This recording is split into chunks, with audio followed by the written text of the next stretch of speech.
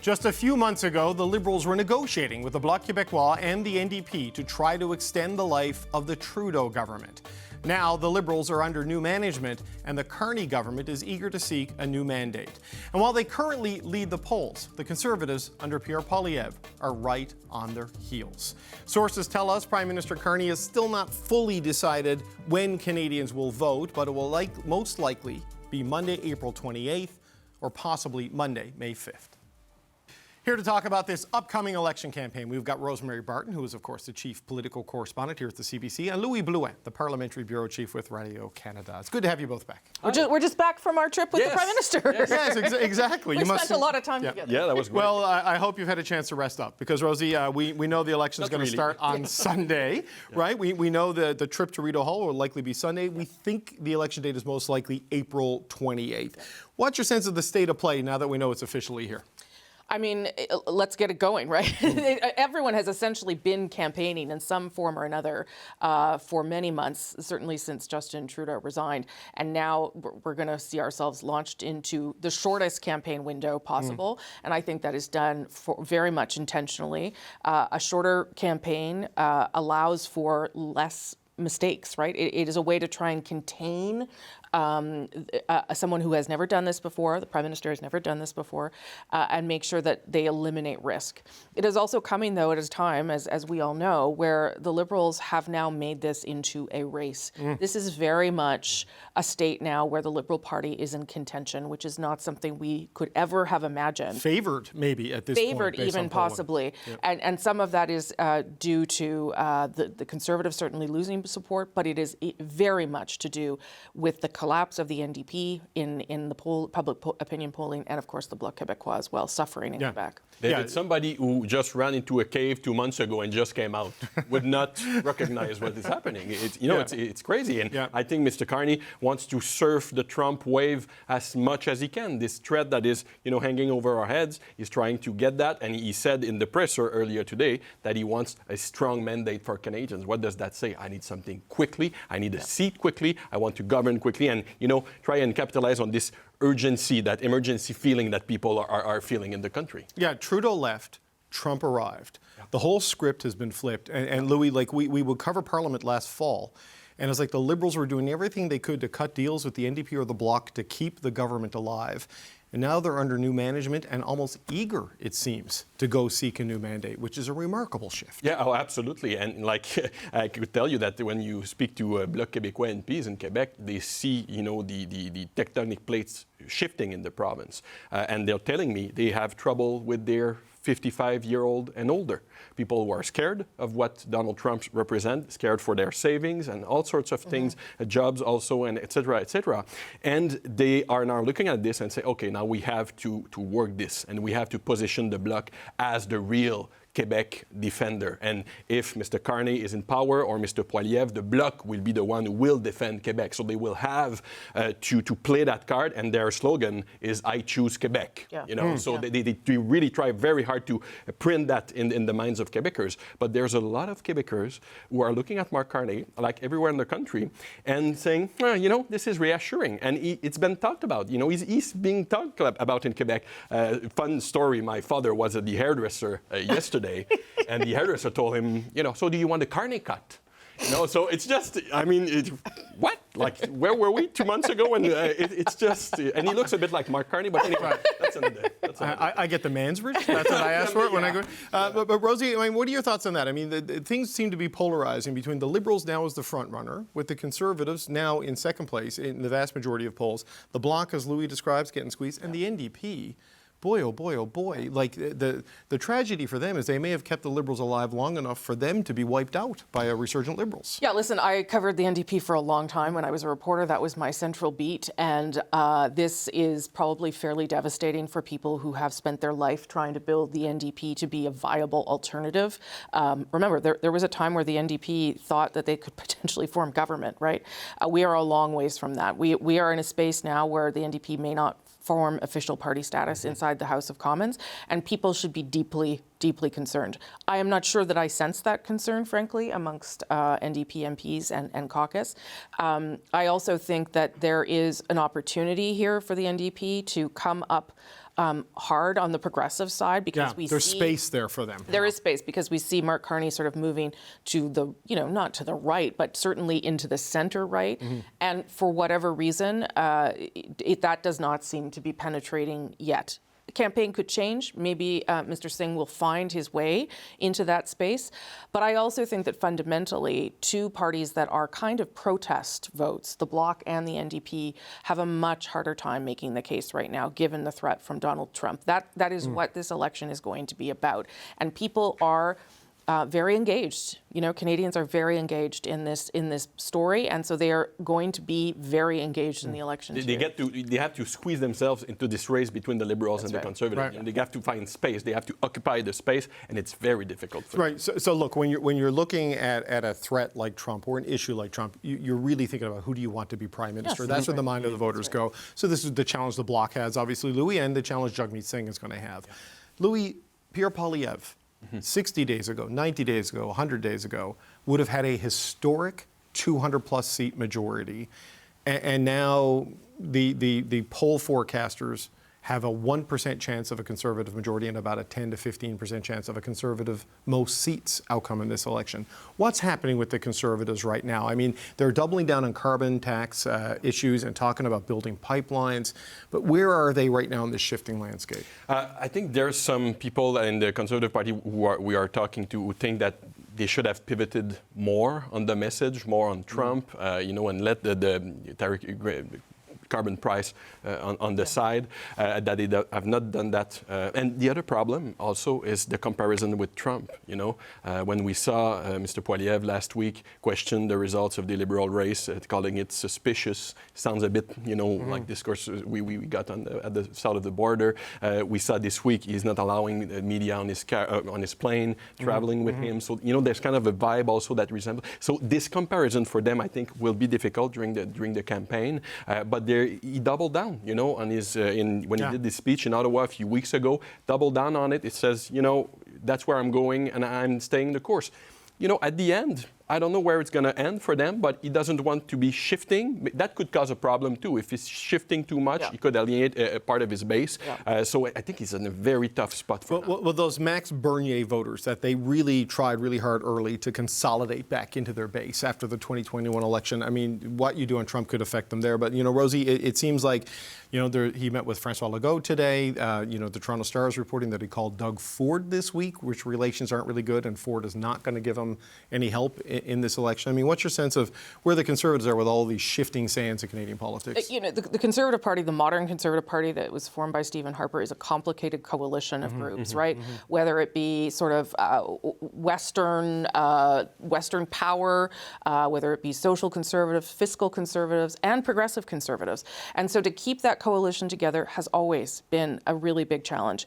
Stephen Harper was the one who did it best, for sure. He knew how to sort of deal with all those different pieces inside his own party. I am not sure that Pierre Poilievre right now is doing that. And he's doing it, as Louis said, with this external pressure of Donald Trump and trying to keep all these different factions happy. And frankly, some of them are looking at Mark Carney and seeing things in him that are a little more purple than red, and things that are appealing. I am also surprised that Mr. Poilievre continues to try and push everything into the frame of the carbon tax, because I don't think that's what people are talking about or thinking about anymore. Right. But I will say this, he is a very good politician. Yes. He is a very good campaigner. He can really get people rallied up and excited. We haven't seen Mark Carney do that significantly yet. So I really do think that this campaign will matter.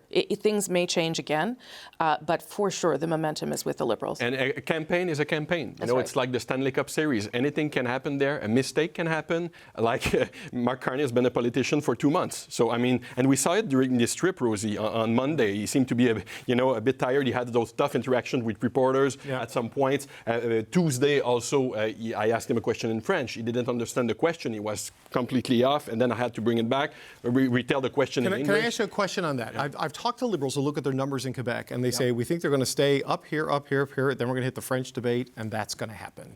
That's the concern with some Quebec Liberals I spoke with. What do you think? Debates are important. What I hear around Mr. Carney is that he knows that it's going to be a challenge. But what is interesting, he's not afraid of Pierre Poilievre in Quebec, because he knows that Mr. Poilievre is not popular in Quebec when you look at the numbers. It's Mr. Blanchet. It's more Mr. Blanchet. And that's where the fight are around Montreal, a lot of ridings between the Bloc and the Liberals. That's where it's going to happen. So that's where, it could be quite a battle.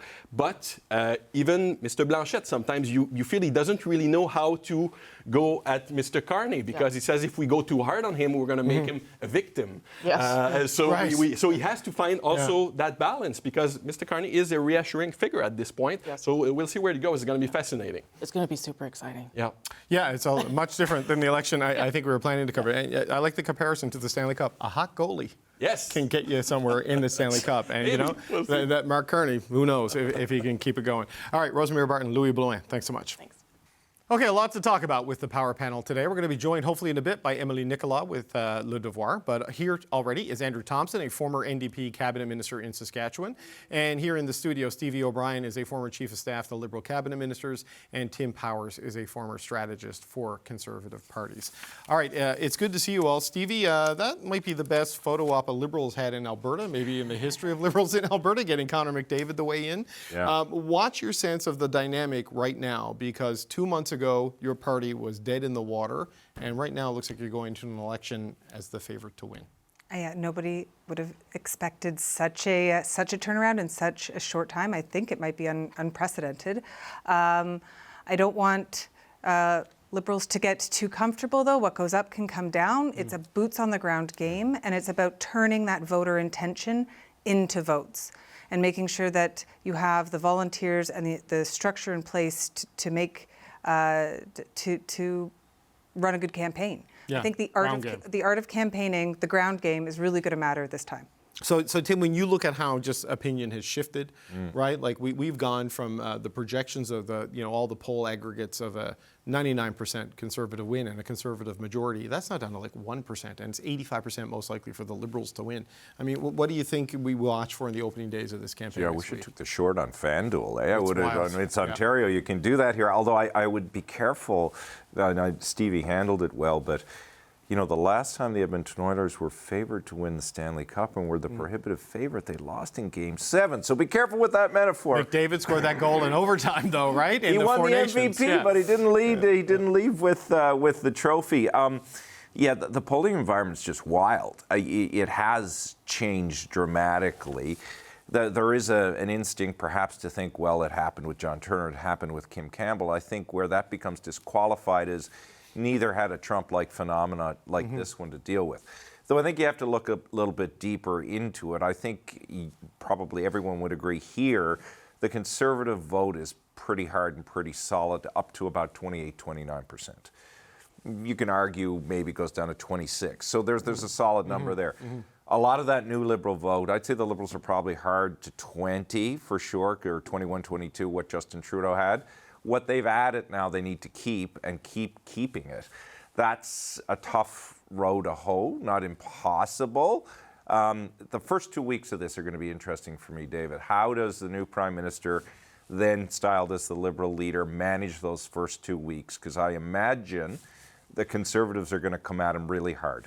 And they're going to want to see him make mistakes. And they're going to want to dent him early to put him into a spiral, much like the Florida Panthers did in the first game first period against the Edmonton Oilers. So that the polling, there's so much volatility out there, but with certainty, right, the Liberals are getting a look. I'm not sure they'd want to be styled as the favorites right now. That changes the dynamic differently, but it's a competitive game. Andrew, how do you see it right now? Excuse me. Well, I mean, I'm not going to compete with Tim's hockey analogies. I mean, that's... They started with David. Andrew, come on. It's tempting, but what I will say is that I do think he's right that the Liberals have, a couple of things working for them and a couple that work against them. Certainly, we've said this for months, that there were two things that needed to happen for the Liberals to spring back. One, Justin Trudeau absolutely had to leave. There was no way the Liberals would succeed in any environment with Trudeau at the helm. He moved out of the way, Carney's come in. Second thing is they had to change the channel. They needed a different set of issues. That is a complete blessing from Donald Trump.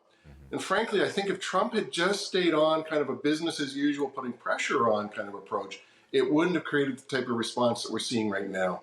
This, just absolute attack on Canadian sovereignty, on Canadians, with that, just vile approach that he takes every time he talks about us, has, galvanized the country looking for something different. But there is a risk for the Liberals. I mean, there is, a real concern about, what does a Mark Carney who's never campaigned before look like? Do people really want a Liberal majority? What does that look like?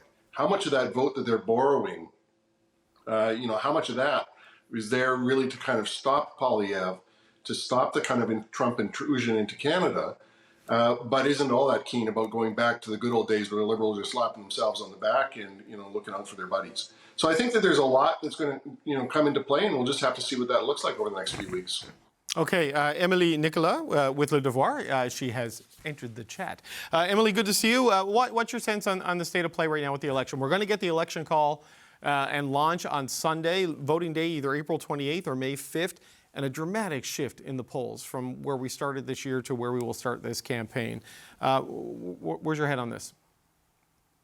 The shift in the polls tells us that it would be a good idea for the Liberals to make it April 28th. And take advantage of this momentum and not make it trying to push your luck and make it last longer than it needs to do. I also think that the whole reasoning behind having an election is that we need to get things done in this country, that it's urgent for us to have a parliament that's functioning and a government that's functioning, and all of that plays in the scenario, towards the scenario of having an election that's as fast as possible and as short as possible. And so I think that's where things are at. It's very unique and hard for any political analyst to actually predict what was going to happen because of the literally the trump card that is being played. But that means that there's a more maybe higher chance of having an election that's actually maybe focused on ideas.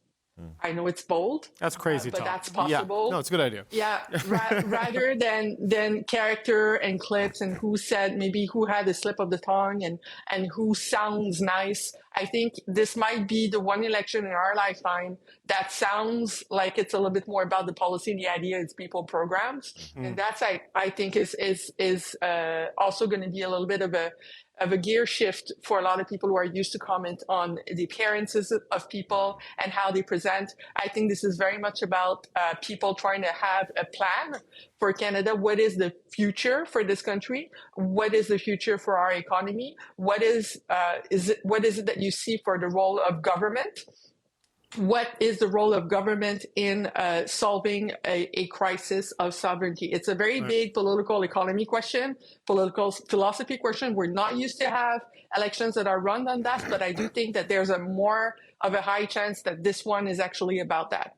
Yeah, I think, Stevie, I don't know, there may be the conversation on policy and ideas and plans for the economy that happen at this level, on shows like this. There are things happening online.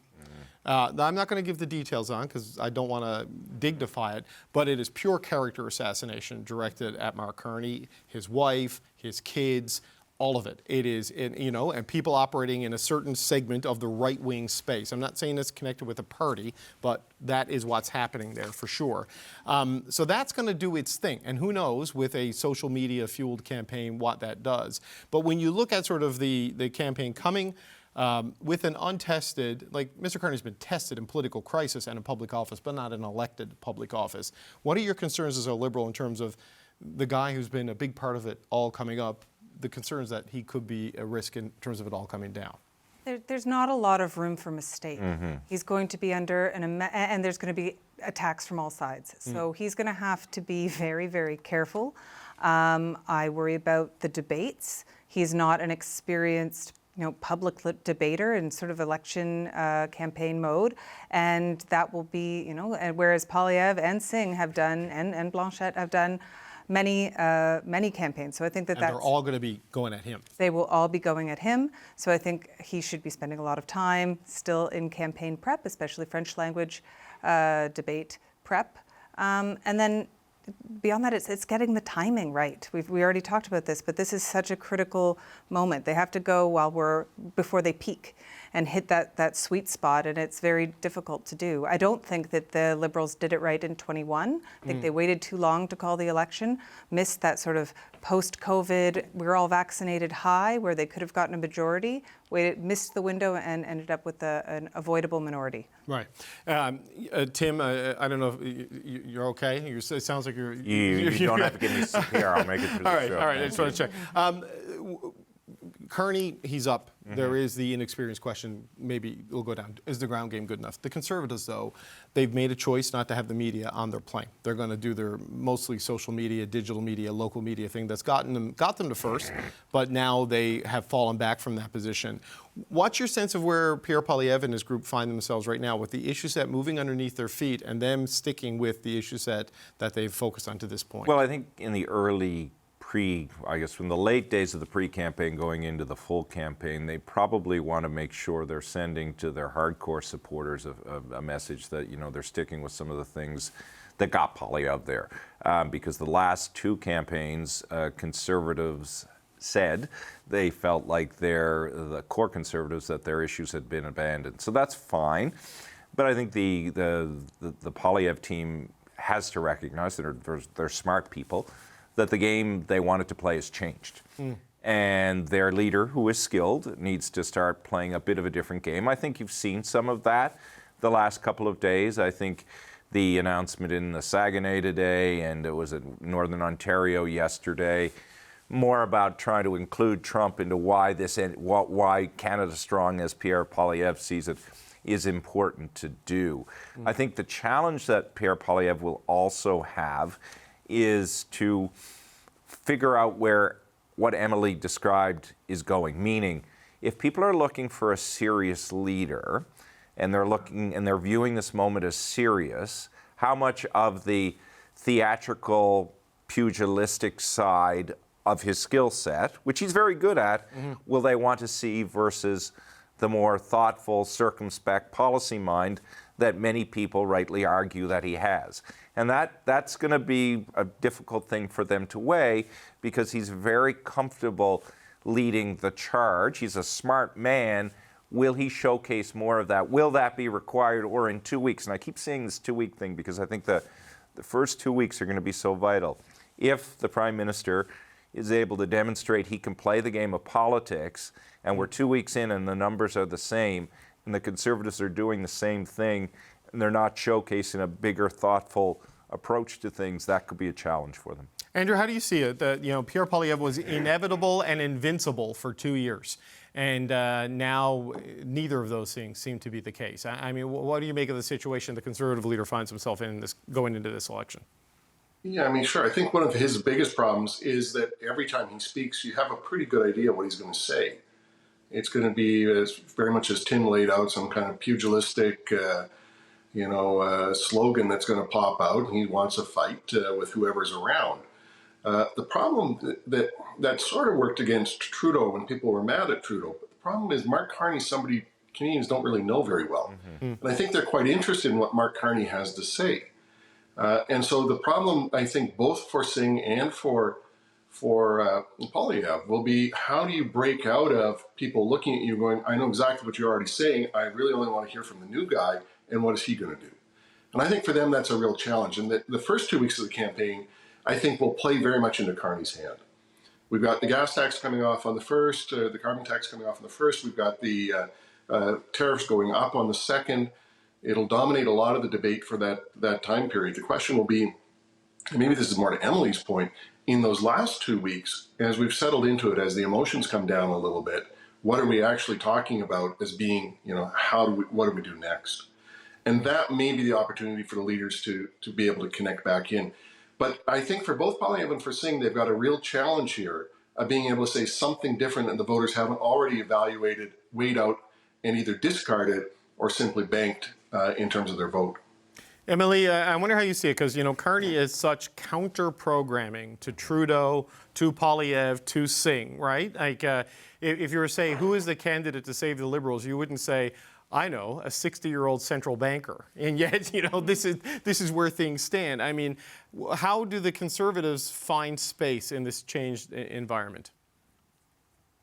I think they should be, both the Conservative and the NDP have very different vision for, once again, the role of the government that the Liberals have. If the Liberals will be pitching a mix, and this is what we've heard from Carney so far, infrastructure, investment, and cut back in services. On the Conservative side, I expect to hear more in terms of energy pipeline and cutting taxes.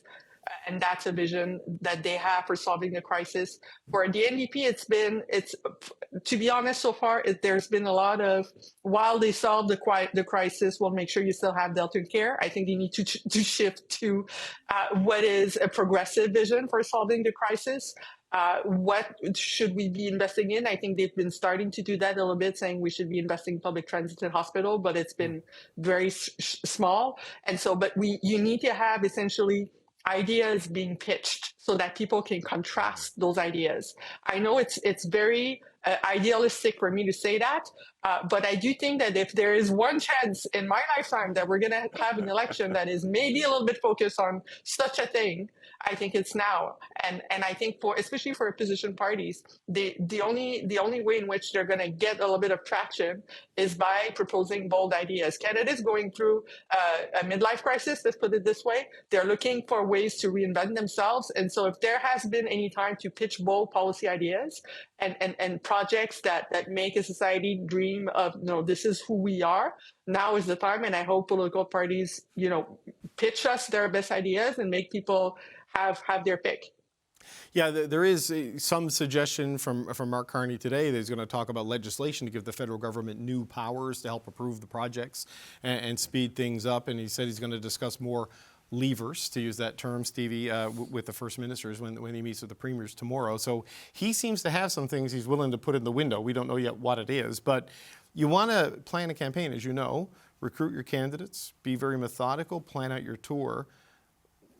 Donald Trump doesn't care about your schedule, right? So how do you even prepare for the various intrusions you may see from the president and all of this? I think the Prime Minister said it right at his acceptance speech that you can, and he said it a few times, Canada can only, can't change what they can't control. And right. They can't control Donald Trump. So what he needs to do is focus what he can control, which is putting out smart economic policy. I don't know if it's necessarily bold and different, but I think for the Liberal Party, it's a little bit closer to center, and it's well thought out, and it's serious, and it resonates and makes people feel calm that somebody has got the economy well in hand and will make the right decisions. So I think he'll focus on that, and I hope that the party machinery really focuses on those other really critical pieces of getting the nominations done, making sure the tour is planned, making sure that everything else runs smoothly, volunteers and whatnot, and I know that they're working hard to do that. Tim, there's this interesting phenomenon. I was talking to Louis Blouin about this earlier today as well. The stories on Mark Carney's assets and whether he should disclose things. We cover this, and when we do, bombard it with emails, almost universally saying, what are you doing? He's done nothing wrong, like attacking us for it. Louis said there's a similar phenomenon with Radio-Canada when they talk about his French not quite being up to par. They get bombarded with people saying, he's trying his best, leave him alone. There's this weird phenomenon there that certain things that could be, very difficult for a conventional political candidate don't seem to be hurting Mark Carney at this point in time. I mean, the allegations about his assets, there's no evidence he's done anything wrong. He's complied with the laws. It's kind of an insinuation thing, or very much an insinuation thing. The French thing is very real, but to this point, it doesn't seem to have hurt him in a meaningful way. It's an interesting thing. Yeah, I think it's part and parcel of this broad Canadian mood that we were talking about earlier, that there's a search. Canadians are fearful. They're fearful. I think that fear is palatable, and I think it is real. And they're looking to see, with this new candidate, if and whether or not he'll be able to help him. And he's getting, perhaps because of the moment, more of a benefit of the doubt than others would have. And because, and I think Andrew touched on this, because he's not your typical politician, that may be actually working for him right now. Will it work for him in a campaign when you have to be political and you have to campaign? We shall see.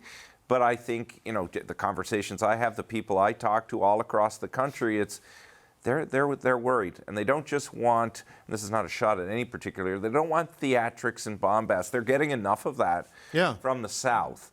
And I don't know if they're putting all their eggs in the Carney basket at the moment, but they're certainly willing to give him a chance. And that's also why, the Conservatives are coming at him as forcefully as they are, because generally the mood over the last number of years has been, we don't like people in